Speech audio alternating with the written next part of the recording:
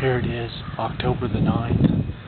We're hunting on my farm here in Illinois. What a beautiful morning it is. We got out here early this morning. We was probably in the stand by 5:30.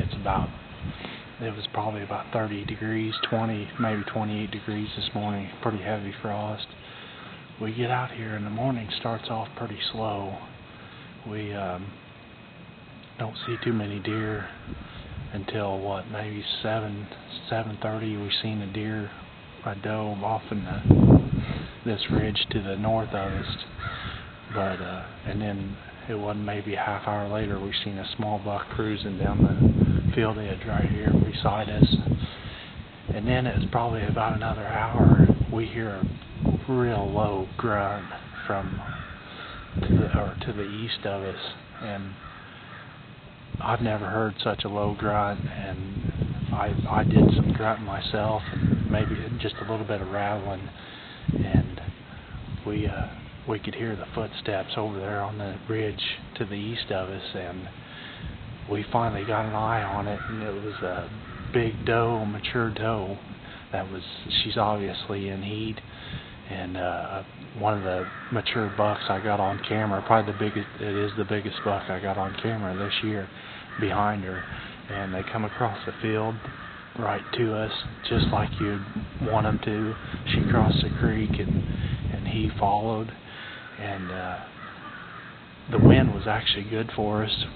The wind was blowing out of the southwest, so there wasn't really any possible way they could smell us, but when she was so close that she looked up at us, and he also looked up at us when he was in the creek, and when they got up here, she got a little nervous, and he got up here where we was getting ready to, I drew on him and getting ready to shoot him, and all I had to take is, I was going to give him one more step, and he would have been in the clearing, and he just kind of hopped over a log and headed to the south and followed her. So that's the way it goes. Sometimes you kill them, sometimes you don't.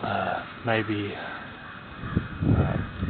we'll get another chance at him later on in the year. Maybe, I don't know, maybe within the next week we might get another chance at him. Hopefully maybe catch him by himself cruising, or after he gets done breeding this doe. It's got deer right here. As we talk right now, we got a buck just right below us, about 20 yards.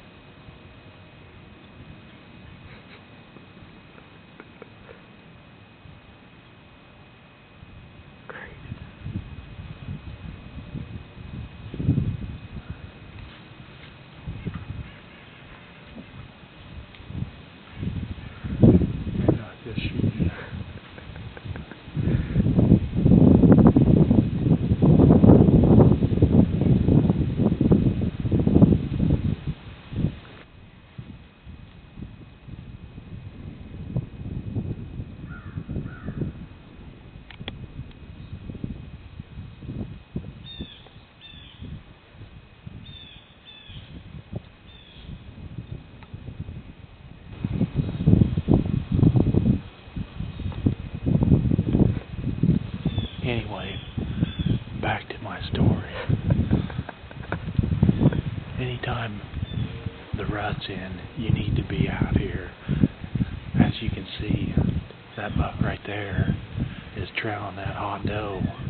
He was just a little behind, but